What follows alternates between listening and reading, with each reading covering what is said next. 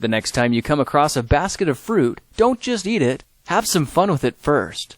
In this project, we're converting any ordinary apple into a decorative and completely edible apple Swan.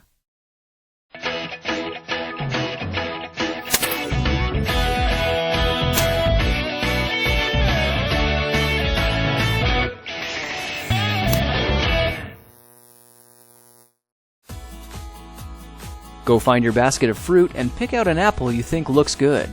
Now, using a sharp cutting knife, carefully cut the apple at a slight diagonal so that it slices right through the center of the apple core. While we're here, let's save 2 of the seeds because we'll be needing them later.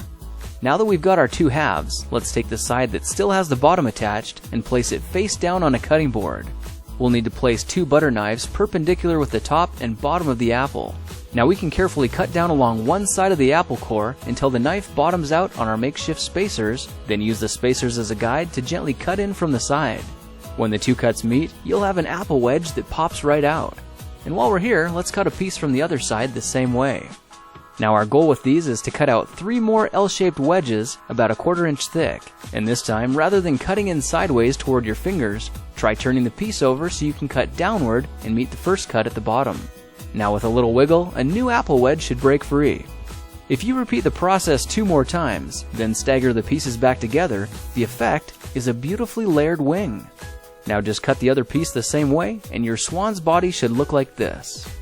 To make a place for the head, all we need to do is carefully cut into the front of the body and gently lift the pieces out to reveal a clean and fairly deep groove. At this point, we can go ahead and grab the other half of the apple and place it between the butter knives like before. But this time, we're just going to use them as spacers to cut an even slice off the bottom. You can see that repeating this process 3 or 4 times gives us a nice variety of shapes and sizes.